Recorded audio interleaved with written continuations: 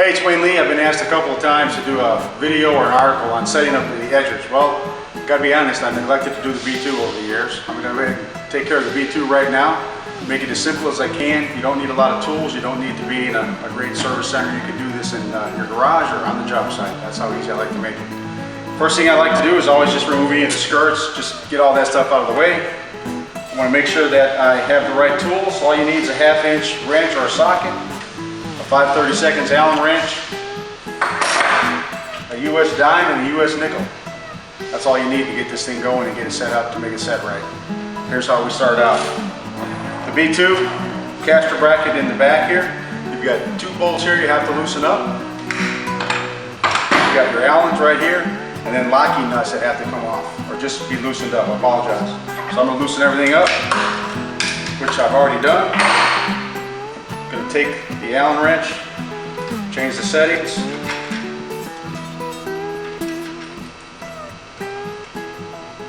And here's the critical part. Nice.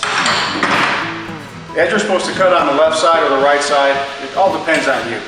The reason I use the dime and the nickel, obviously the nickel is thicker than the dime, so that's going to be my gauge to set it up for my left or right cut. If I want to cut at 1 o'clock, I'll put the dime on the right side, the nickel on the left side. If I want to cut at 11 o'clock, I'll switch them around because of the thickness. I'll illustrate it to you right now. You want to make sure that the dime and the nickel go directly in front of the caster underneath the frame so that the frame is resting on the dime and the nickel. The caster wheels are completely free. Once I get those in place, I'll make sure the casters are spun in the same direction, and then I'll start to lock it down in that position. Again, make sure you've got it cutting to the left side or the right side, however you choose to do it. Once you get the dime and the nickel set, you've got your casters turned in the right position. Take your ratchet, snug these down, and you just want to snug them in. You don't want to crank down on them too hard. Make sure you push down on it, it's nice and firm, then crank it down and lock it in place. Once you've got those in place, put it on its face. You're going to run up the screws to lock everything in place. Get your Allen wrench to lock it in. You just snug these up. What these do is prevent the caster bracket from moving up or down. Lock them in. Take your 2 locking nuts, run those in. Take your ratchet and tighten these up really firm. Now you've got your caster wheels and your caster bracket set up and ready to go for the correct pitch on the edge. Our next step is to make sure it's running true. So what we're going to do is get a dressing board. This is something I made up at home. It's not a big deal. You can use a thick piece of plywood, something that you can make sure it stays stable and flat while you're getting ready to dress it. This is the dressing board that I made up. You can make your own up. A 3/4 inch piece of plywood would work. Get yourself a piece of sticky back, sandpaper, or pressure sensitive adhesive, or even some 3M spray or spray contact cement. Anything that you can do to stick a piece of 80 grit or 100 grit to that solid base so that you can now dress the edger pad. Once you get it dressed, it's the same as a Super 7R. You want to cut on the first 3 rings. You don't want to cut too far back because it'll leave marks in the back. You don't want to cut too far forward because it'll leave heavy gouges in the nose. So we're going to get ready to dress the edger right now. Alright, what I like to do is make a blueprint. When you're going to be sanding the pad on the abrasive, it's going to remove some of the rubber. If I put the chalk on there, I can tell exactly where it's sanding at, where it's not sanding at. Your goal is to get a consistent pattern all the way around, and like we said, the first 3 rings. With the B2, you can go into that 4th ring. This is a very aggressive edger, but it cuts very flat. So you can go 4 on a B2. So I just take the chalk, we're going to powder it up. Doesn't take a whole lot. Smear it around so that your pad is completely covered.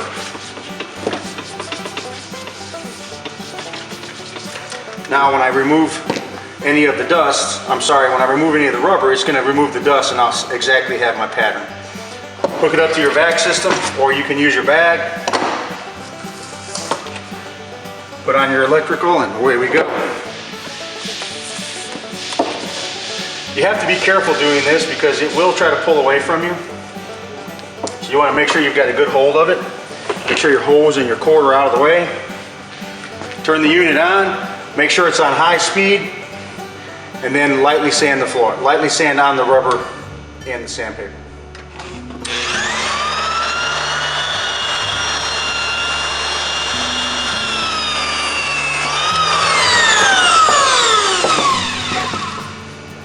Now you can see the pattern I'm trying to accomplish here.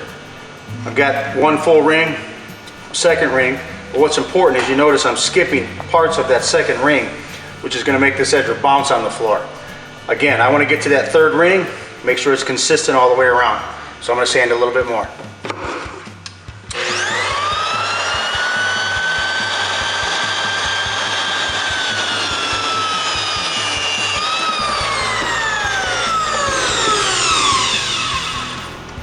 You see how we're getting a little aggressive way back into here, but not here?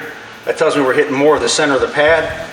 So in order to eliminate that, we're gonna take the edger wheels and let them sit off the edge. The edger pad, just like the Super 7R, has a 2-degree angle of deflection. When I turn the machine on, I'm gonna rock it forward. It's gonna only hit the center of the pad. It's gonna remove that center section for me. So I'm gonna do that now. Big word of caution here is it's going to try to pull away because there's no support by the caster, so you got to be real careful doing this.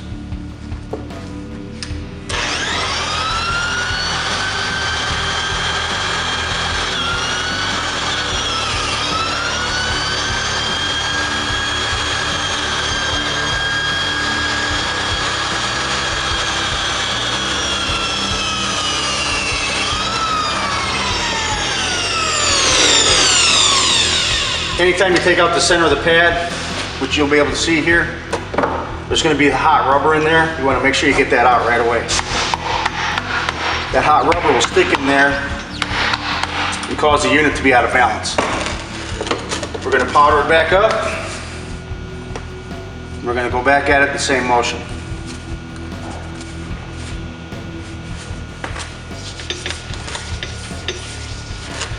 I'm not putting any pressure on this. I'm letting the weight of the machine do all the work. I'm just trying to control it and maintain it. That's all I'm doing.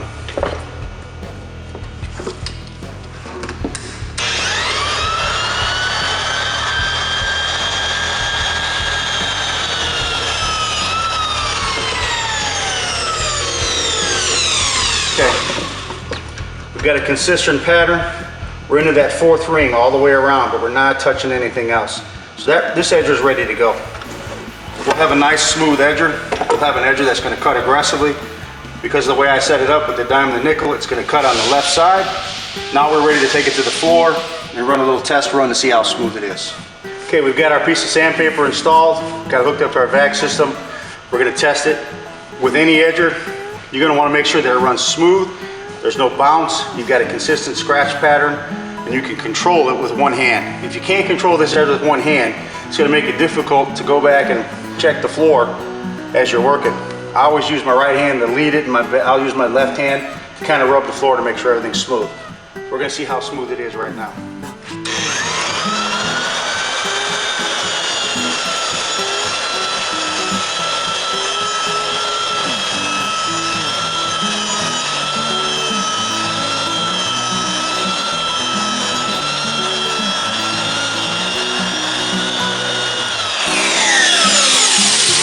You can see I can run it very easily. I'm looking to make sure I'm not leaving any back cuts. I'm not leaving a heavy dig on the front edge. Those are things I'm looking for.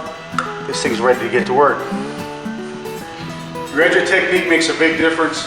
The way that it cuts, how you operate, smooth of operation. Make sure that you're not killing yourself all day long. The edgers are the toughest part of the job. It's a backbreaker. Make it easy on yourself. Understand how to set it up, understand how you want to make it work. Once you get there, you'll have a much better day edging. That's Wayne Lee just thinking out loud.